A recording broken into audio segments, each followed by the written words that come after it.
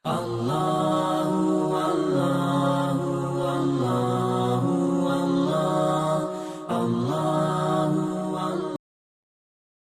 muslimin jamaah Masjid Ar-Rahman hafizakumullahu ta'ala jami'an. Pada kesempatan ini pembahasan kita adalah pembahasan yang sebenarnya kami bahas juga tadi malam di Masjid Abu Bakar. Namun di antara hadirin yang hadir di sana tidak masalah, dan memang fil i'adah ifadah. Setiap ada pengulangan ada saja faidah yang bisa kita dapatkan. Karena kenapa? Kita ini manusia biasa yang tidak luput dari yang namanya lupa.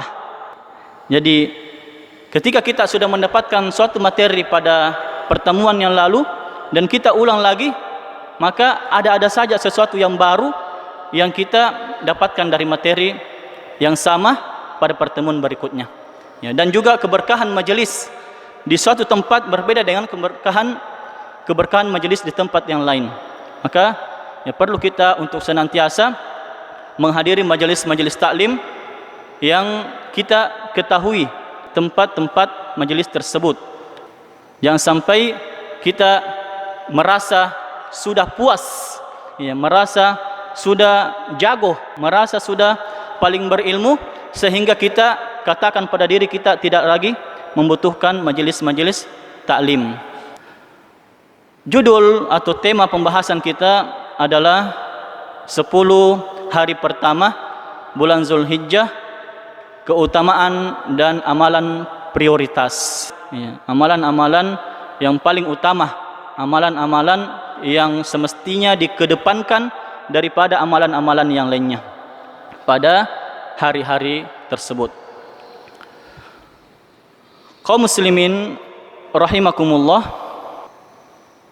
sebagai muqaddimah pembukaan dari majelis ini, pembahasan ini, kami ingin menyebutkan firman Allah Subhanahu wa taala, "Wa rabbuka yakhluqu ma yasha' wa yakhtar." Dan Tuhanmu menciptakan apa yang Dia kehendaki dan memilih apa yang Dia kehendaki. Jadi Allah Subhanahu wa taala menciptakan makhluk-makhluknya dan juga memilih di antara makhluk-makhluknya siapa yang berhak mendapatkan kemuliaan. Maka manusia yang Allah Subhanahu wa taala ciptakan yang paling mulia adalah Nabi kita Muhammad sallallahu alaihi wasallam. Malaikat yang Allah ciptakan, malaikat yang paling mulia adalah malaikat Jibril alaihissalam. Tempat yang paling mulia di muka bumi ini yang Allah ciptakan yang paling mulia adalah Mekah. Generasi yang paling mulia yang Allah datangkan selama perjalanan sejarah umat Islam atau umat manusia, ya, secara umum, generasi terbaik adalah generasinya para sahabat radhiyallahu anhum. Ya, malam yang paling mulia di antara malam-malam yang ada adalah Lailatul Qadar, ya, dan hari yang paling mulia sebagaimana yang dikuatkan oleh Syekh Abdul Aziz At-Tarifi hafizahullah adalah hari Arafah di antara hari-hari yang lainnya. Dan juga yang perlu kita ingatkan adalah manusia-manusia yang termulia yang disabdakan oleh Nabi sallallahu alaihi wasallam, khairukum man ta'allamal Qur'ana wa 'allamahu. Sebaik-baik kalian orang yang mempelajari Al-Qur'an dan mengajarkannya. Maka jangan kita anggap remeh, jangan kita anggap kecil, hina para orang-orang yang memfokuskan dirinya mengajar TKTPA, mengajar Al-Qur'an, mengajar dirosah, memperbaiki bacaan Al-Qur'an anak-anak kita, teman-teman kita, saudara-saudara kita, ya. Karena mereka adalah orang-orang termulia, paling mulia, khairukum, sebaik-baik kalian, ya, di sisi Allah Subhanahu wa taala, yang mempelajari Al-Qur'an dan mengajarkannya. Maka tidak ada kesia-siaan yang didapatkan oleh orang-orang yang mau belajar Al-Qur'an, meskipun terbata-bata, Ya, meskipun tersakka-sakka baca tak, kita akan mendapatkan pahala di situ. Pahala dari keinginan kita membaca Al-Quran dan ketika kita membacanya. Ya. Jadi Allah Subhanahu wa taala menciptakan apa yang Dia kehendaki dan memilih. Kemudian jamaah sekalian, nikmat pilihan yang Allah Subhanahu wa taala berikan kepada kita mulai ketika Allah memilih kita sebagai manusia, bukan jin, bukan iblis, bukan hewan, bukan tumbuhan, bukan benda mati, bukan malaikat, bukan makhluk-makhluk yang lainnya. Namun Allah memilih kita sebagai manusia. Allah Subhanahu wa taala berfirman dalam surah Al-Isra ayat yang ke-70, "Walaqad karramna bani Adam wa hamalnahum fil barri wal bahr." Dan sungguh kami telah memuliakan anak cucu Adam dan kami telah mengangkutnya di darat maupun di lautan. Warzaqnahum minat thayyibat, dan kami telah memberikan rezeki kepada mereka yang baik-baik. Wa faddalnahum ala katsirin mimman khalaqna tafdila. Ya, dan kami telah faddalna, melebihkan, ya, dari apa yang kami ciptakan dari ciptaan-ciptaan kami, kelebihan yang sempurna dari manusia-manusia yang kami ciptakan. Jadi kita ini adalah manusia-manusia atau ciptaan Allah Subhanahu wa taala yang telah dimuliakan oleh Allah. Ya, maka itu merupakan suatu nikmat pilihan yang Allah berikan kepada kita semua. Dan kata para ulama, manakah yang lebih mulia, manusia atau malaikat? Maka mereka menjelaskan bahwa manusia yang taat, manusia yang soleh, manusia yang berbakti kepada Allah Subhanahu wa taala itu lebih mulia di sisi Allah daripada malaikat-malaikat ciptaannya. Adapun ketika manusia-manusia penjahat, pencuri, melakukan keburukan-keburukan, maka ini tentunya tidak mulia dibandingkan dengan malaikat-malaikat Allah Subhanahu wa taala. Ya, itu jamaah sekalian tentang pilihan Allah, ya, untuk kita dijadikan sebagai manusia yang dimuliakan. Ya. Tidak sampai di situ, ya. Tidak sampai di situ. Allah Subhanahu wa taala kembali memilih kita bukan sekedar manusia saja, namun manusia yang berislam, manusia yang beriman kepadanya. Ya. Tidak menjadikan kita sebagai manusia yang kafir, manusia yang musyrik, manusia yang munafik. Namun Allah memilih kita sebagai manusia yang berserah diri kepadanya. Dan juga tidak sampai di situ jamaah sekalian, ya, Allah Subhanahu wa taala memilih kita sebagai manusia yang tidak sekedar Islam dengan ucapannya saja, ya. Namun manusia-manusia yang melakukan kewajiban-kewajiban, pergi ke masjid, solat berjamaah bagi laki-laki, berpuasa pada bulan Ramadan, yang mengeluarkan zakat bagi yang telah memenuhi syarat-syaratnya, berhaji bagi yang telah mampu, dan menuntut ilmu seperti ini. Ini adalah suatu kewajiban yang Allah Subhanahu wa taala pilih kita di antara masyarakat di sekitar Masjid Ar-Rahman ini atau masyarakat Pindrang secara umum. Allah memilih kita menghadiri majelis ilmu seperti ini. Dan tidak sampai di situ pilihan Allah Subhanahu wa taala, dan ketika Allah memilih kita menjadi manusia yang juga mengerjakan kewajiban-kewajiban, di samping itu kita mengerjakan amalan-amalan sunnah, solat sunnah rawatib, solat sunnah duha, solat sunnah tahajud, ya, solat sunnah witir, puasa sunnah Senin Kamis, puasa sunnah 3 hari setiap bulannya, ya, dan puasa sunnah yang insya Allah kita akan bahas pada hari-hari 10 pertama pada bulan Zulhijjah ini. Dan amalan-amalan sunnah yang lainnya, ketika Allah Subhanahu wa taala memberikan kita taufik, hidayah, ilham untuk mengerjakan semua itu, maka jangan kita abaikan, jangan kita sia-siakan.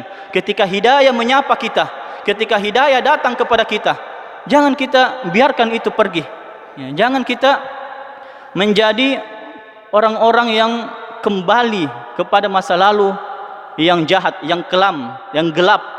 Namun kita perlu istiqomah di dalam jalan tersebut. Ini jamaah sekalian tentang nikmat pilihan yang Allah Subhanahu wa taala pilih untuk kita. Dan di antara nikmat pilihan yang lainnya, ketika Allah Subhanahu wa taala memilih di antara waktu-waktu ada yang terbaik di antara waktu yang lainnya. Di antara bulan-bulan yang Allah Subhanahu wa taala ciptakan 12 bulan, Allah Subhanahu wa taala memilih 4 bulan yang suci. Allah Subhanahu wa taala berfirman dalam surah At-Taubah, "Inna iddatasy syuhur 'indallahi 12 syahran fi kitabillah yauma khalaqas samawati wal ard minha arba'atun hurum." Sesungguhnya bilangan tahun atau bilangan bulan, ya, bilangan bulan, inna iddatasy syuhur, sesungguhnya bilangan bulan-bulan di sisi Allah Subhanahu wa taala itu ada 12 bulan, ya, sebagaimana yang kita ketahui 12 bulan fi kitabillah, dalam ketetapan Allah pada hari diciptakannya langit dan bumi. Minha arba'atun hurum, di antara 12 bulan itu ada 4 bulan yang diagungkan, yang dihargai,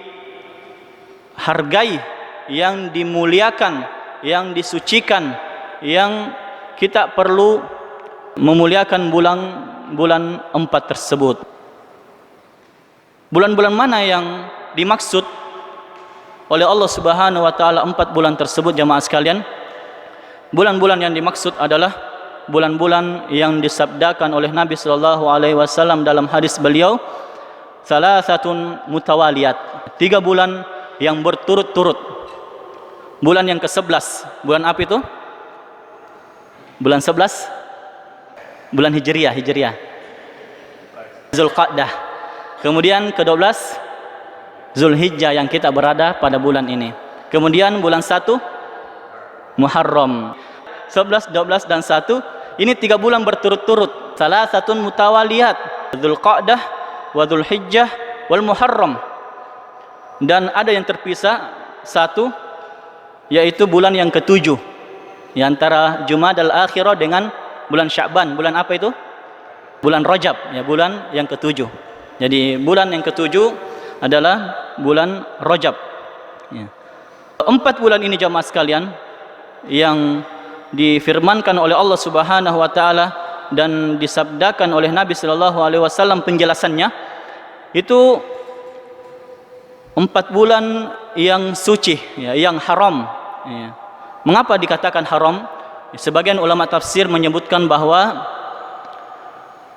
ketika kita berada pada bulan-bulan tersebut, maka maksiat, ya, yang kita lakukan dosanya lebih besar, ya, lebih dahsyat daripada bulan-bulan yang lainnya, ya, daripada Safar, daripada Rabiul Awal, Rabiul Akhir, Jumadal Ula, Jumadal Akhirah, Sya'ban, ya, dan bulan-bulan yang lainnya.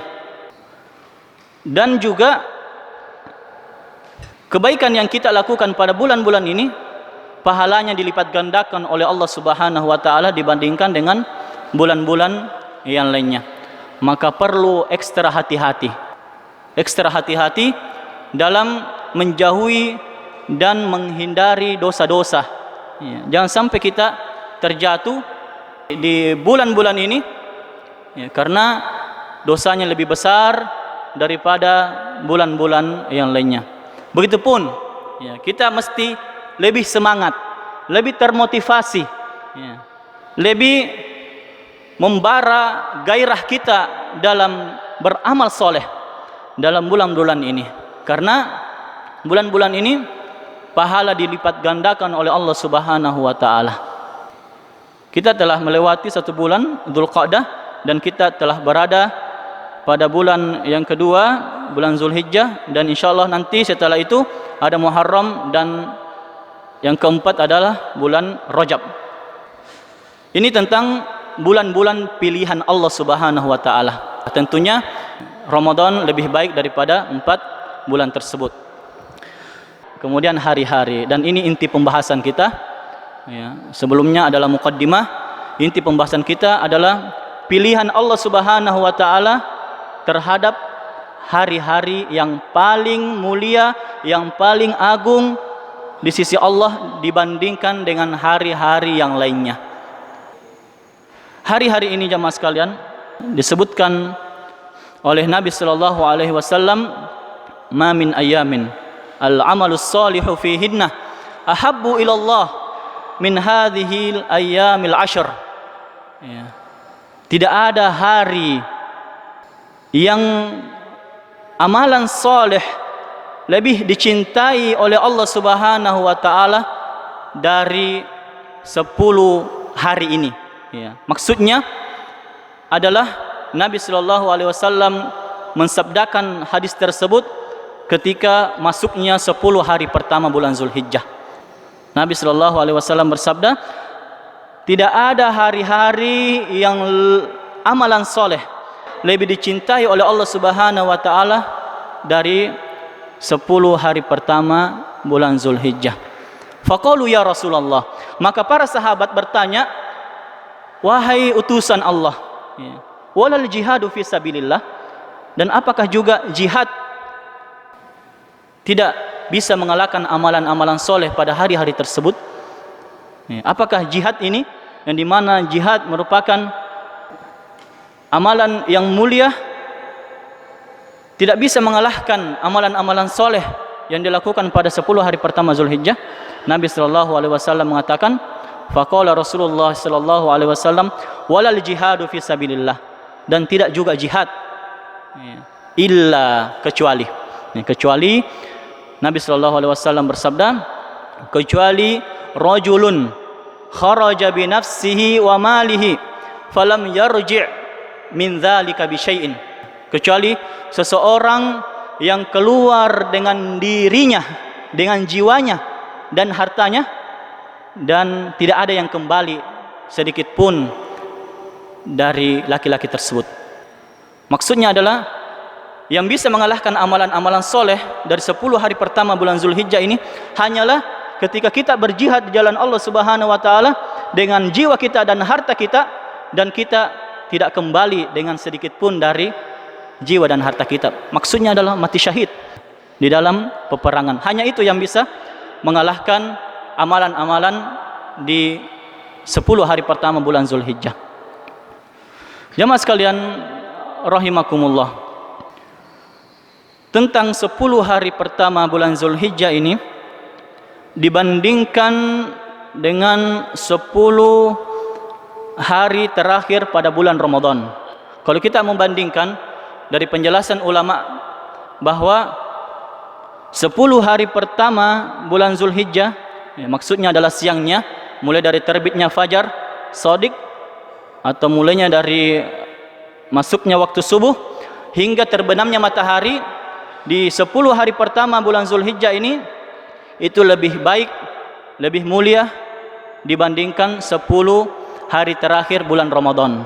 10 hari terakhir bulan Ramadan siangnya, yang mulai dari terbitnya fajar shadiq atau masuknya subuh sampai tenggelamnya matahari atau masuknya maghrib. Jadi hari 10 pertama, 10 hari pertama bulan Zulhijjah dibandingkan dengan 10 hari terakhir bulan Ramadan, itu lebih baik, lebih mulia, lebih agung di sisi Allah Subhanahu wa taala yang 10 hari pertama ini. Adapun malamnya, mulai dari tenggelamnya matahari hingga masuknya waktu subuh atau terbitnya fajar shadiq, itu pada 10 malam terakhir pada bulan Ramadan lebih mulia dibandingkan dengan 10 malam pertama pada bulan Zulhijjah. Itu tentang perbandingan kemuliaan. Namun perlu kita perhatikan bahwa kedua-dua 10 ini semuanya lebih utama dibandingkan dengan hari-hari yang lainnya. Semuanya lebih utama dibandingkan dengan malam-malam yang lainnya. Hanya saja perbandingan di antara 10 yang kedua ini, 10 pertama bulan Zulhijjah dan 10 terakhir bulan Ramadan, ulama berbeda pendapat tentang yang mana yang lebih mulia, dan secara kesimpulan bahwa yang mulia adalah 10 harinya bulan pertama pada bulan Zulhijjah dan 10 malamnya pada bulan Ramadan yang terakhir. Selanjutnya jamaah sekalian, amalan-amalan yang prioritas, yang perlu kita lebih utamakan, yang terafdol, yang perlu kita kedepankan ya, dari amalan-amalan yang lainnya. Jadi amalan-amalan kebaikan itu sangat banyak. Namun di antara amalan-amalan kebaikan ada yang lebih prioritas, ya, ada yang lebih utama dilakukan di waktu-waktu tertentu. Kita kasih permisalan, zikir dengan membaca Al-Quran, yang mana lebih utama? Tentunya membaca Al-Quran, karena membaca Al-Quran itu sebaik-baik zikir. Adapun ketika zikir pagi, di waktu pagi, kita lebih mementingkan membaca Al-Quran, maka yang lebih utama pada saat itu adalah zikir pagi, karena waktunya memang. Jadi kita beramal perlu melihat waktu juga, ya, perlu melihat kondisi juga. Yang manakah amalan prioritas, yang manakah amalan yang perlu saya lebih utamakan, yang saya lakukan pada waktu-waktu tersebut. Sama dengan di 10 hari pertama bulan Zulhijjah ini. Amalan-amalan apa saja yang paling utama yang perlu kita perhatikan jamaah sekalian rahimakumullah? Tentunya yang pertama, amalan yang paling urgen, ya, yang paling penting, yang paling prioritas adalah haji. Makanya dikatakan Zulhijjah bulannya haji. Dan haji ini adalah rukun di antara rukun-rukun apa? Iman atau Islam? Rukun-rukun Islam, ya. Rukun yang keberapa? Rukun yang kelima dari rukun-rukun Islam. Dan haji ini adalah suatu kewajiban bagi yang mampu. Ya, Allah Subhanahu wa taala berfirman, "Walillahi 'alan nasi hajjul baiti man istata'a ilaihi sabila." Ya, dalam surah Al-Imran Allah sebutkan bahwa bagi Allah, untuk Allah, karena Allah, kewajiban atas manusia melakukan perjalanan ke Baitullah untuk haji bagi yang mampu. Adapun pada tahun ini, karena suatu kondisi yang sangat darurat, sehingga sudah 2 tahun 2 kali haji tidak diadakan dari luar negeri, ya, namun diadakan dari dalam kerajaan. Jadi para pendatang yang ada di kerajaan Arab Saudi, para TKI, tenaga asing dari luar yang masuk ke sana, dan juga orang-orang Arab Saudi, mereka memiliki kesempatan besar menunaikan haji pada tahun ini sebagaimana tahun sebelumnya. Dan perlu juga kita ingatkan jamaah sekalian tentang haji ini. Kita mesti berniat haji. Harus ada niat haji di dalam diri kita. Meskipun kita belum mampu saat ini. Boleh jadi dengan niat tersebut Allah Subhanahu wa taala mudahkan jalan kita naik haji. Ya, betapa banyak tukang becak, tukang bubur, ya, yang ada kisahnya itu, tukang-tukang yang lainnya, yang mereka Allah Subhanahu wa taala segerakan hajinya karena adanya niat dari mereka, adanya tekad azam yang kuat untuk menunaikan haji. Mungkin ada orang-orang yang kaya raya, yang bergemilang dengan harta, namun Allah Subhanahu wa taala tidak panggil mereka karena tidak ada niat haji. Jadi perlu kita niat haji meskipun belum mampu. Rasulullah sallallahu alaihi wasallam bersabda di dalam hadis qudsinya, ya, Allah Subhanahu wa taala berfirman, "Innallaha katabal hasanat was sayyiat." Sesungguhnya Allah menetapkan kebaikan-kebaikan dan keburukan-keburukan. Faman hamma bihasanatin falam ya'malha katabahallahu indahu hasanatan kamilah. Barang siapa yang bertekad, yang berkehendak, yang mau berazam mengerjakan suatu amalan kebaikan, kemudian dia tidak sempat melakukannya, maka akan diganjar oleh Allah Subhanahu wa taala satu kebaikan karena niatnya.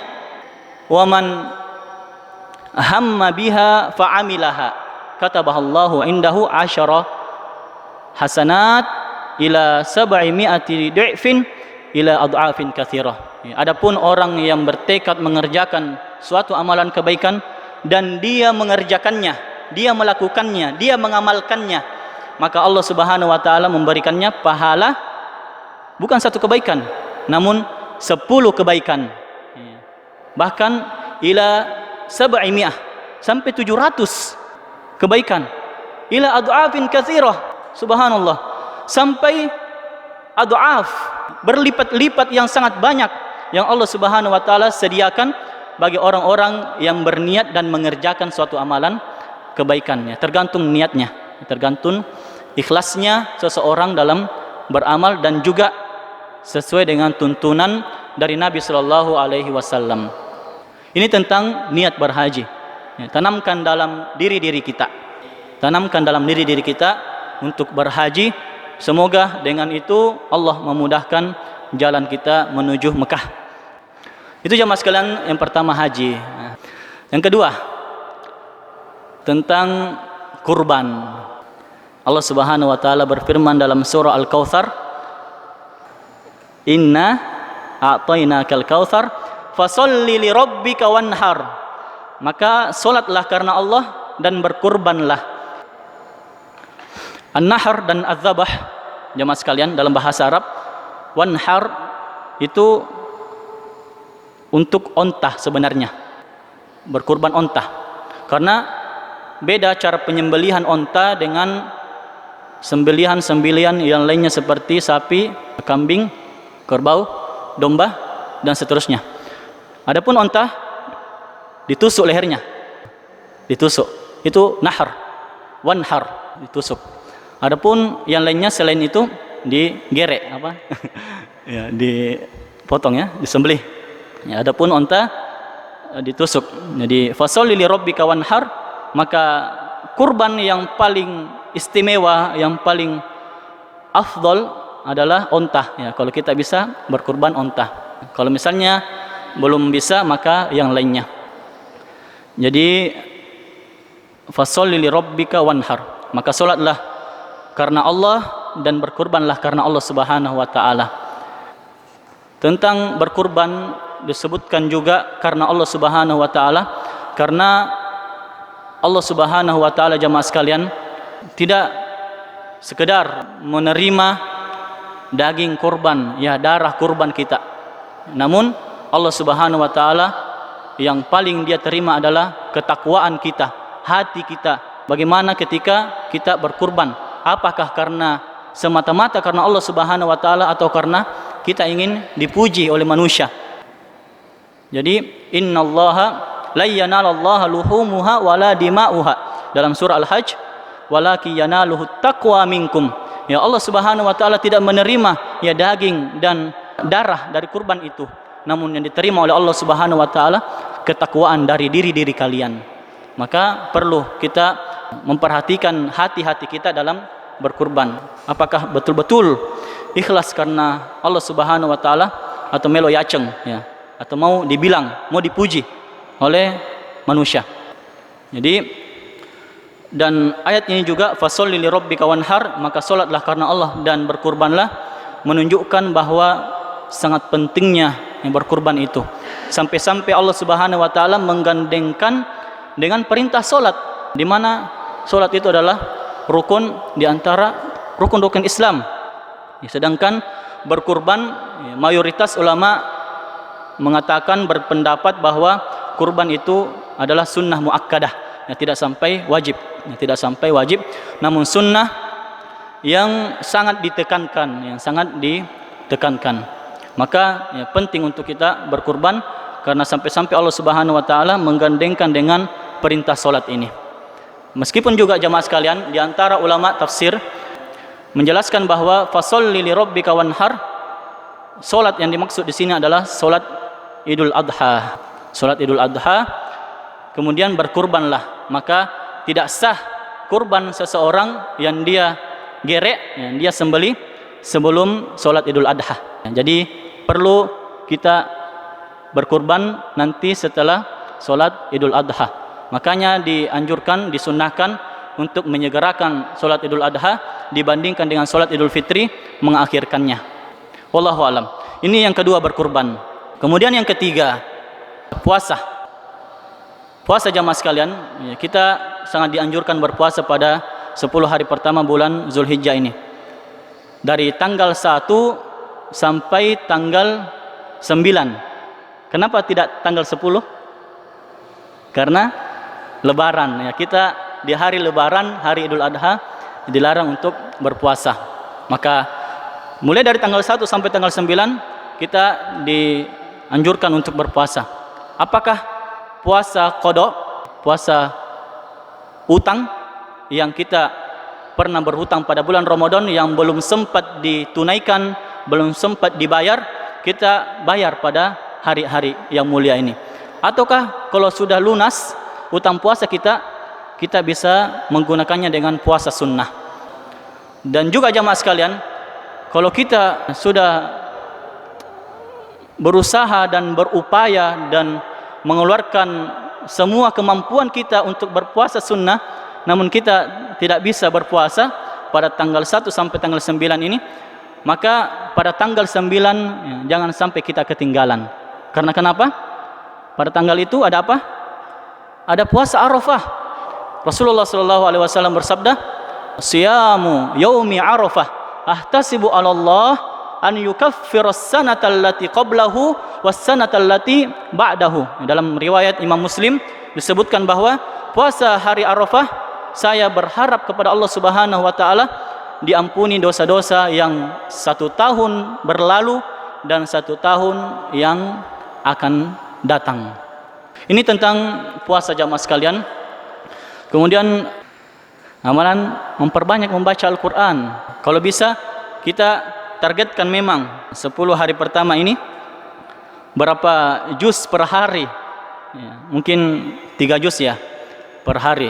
Tapi 1 hari 1 malam telah lewat, mungkin pada malam ini dan besok bisa kita lanjutkan sehingga tamat 1 kali khatam. Kita bisa membaca Al-Quran selama 10 hari pertama bulan Zulhijjah ini ya, di mana kita telah sebutkan bahwa pahala dilipat gandakan. Maka ketika kita membaca satu huruf yang kita baca dari Al-Quran, dilipat gandakan 1 kebaikan, di mana 1 kebaikan itu bi asyri amsalihha, 10 kali lipat pahala. Maka bagaimana dengan huruf-huruf yang kita baca yang sangat banyak, dan bagaimana lagi ketika kita baca di 10 hari pertama bulan Zulhijjah. Amalan selanjutnya takbiran ya, ini takbiran jamaah sekalian, takbir mutlak dan muqayyad. Takbir mutlak itu dilakukan semenjak masuknya malam Zulhijjah atau berakhirnya hari Dzulqa'dah, atau istilah lainnya telah tenggelamnya matahari pada akhir bulan Dzulqa'dah dan masuknya malam Zulhijjah. Itu sudah disyariatkan, sudah dianjurkan, disunnahkan kita bertakbiran sampai tanggal 13 Zulhijjah, tenggelamnya matahari pada hari itu. Sampai tanggal 13 Zulhijjah, hari akhir ya, akhir dari hari tasyrik, tenggelamnya matahari saat itu. Itu takbir mutlak ya, takbir mutlak.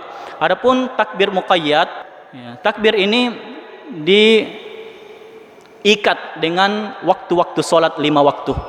Jadi setelah salat subuh, salat duhur, salat asar, maghrib, isya, kita bertakbir. Dan jamaah sekalian, mulai hari takbir muqayyad ini dimulai pada tanggal 9 Zulhijjah, hari Arafah, setelah salat subuh. Setelah salat subuh di hari Arafah hingga setelah salat asar tanggal 13 Zulhijjah. Karena takbir muqayyad diikat dengan waktu-waktu salat, adapun takbir mutlak tidak diikat dengan waktu salat kapanpun dan dimanapun selama bukan di tempat-tempat kotoran. Jadi kita memperbanyak takbir, Allahu Akbar, Allahu Akbar, La ilaha illallah, Allahu Akbar, Allahu Akbar, walillahil hamd. Kita memperbanyak ini takbir ini. Atau dengan lafaz yang lain yang 3 kali, Allahu Akbar, Allahu Akbar, Allahu Akbar, La ilaha illallah, Allahu Akbar, Allahu Akbar, walillahil hamd. Kita memperbanyak ini di rumah-rumah kita, di toko-toko kita, di sekolah kita, di kantor kita, tempat kerja kita, dan di tempat-tempat yang lainnya. Sebagai penutup, kami ingin membawa sebuah kenyataan, suatu pandangan pemandangan yang luar biasa di Arab Saudi secara umum. Mereka di toko-toko besar mereka, di tempat-tempat mall ya, tempat-tempat perbelanjaan, mereka memutar rekaman takbiran, sehingga orang-orang bisa ikut takbiran bersama takbiran pada saat mendengarkan rekaman tersebut. Dan ini pernah dilakukan oleh sahabat yang mulia Ibnu Umar dan Abu Hurairah radhiyallahu anhuma.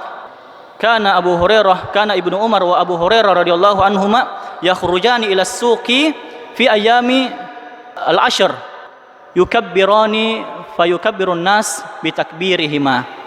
Adalah Ibnu Umar dan Abu Hurairah radhiyallahu anhuma, keduanya pergi ke pasar bukan untuk bisnis, bukan untuk jual beli, bukan untuk berdagang.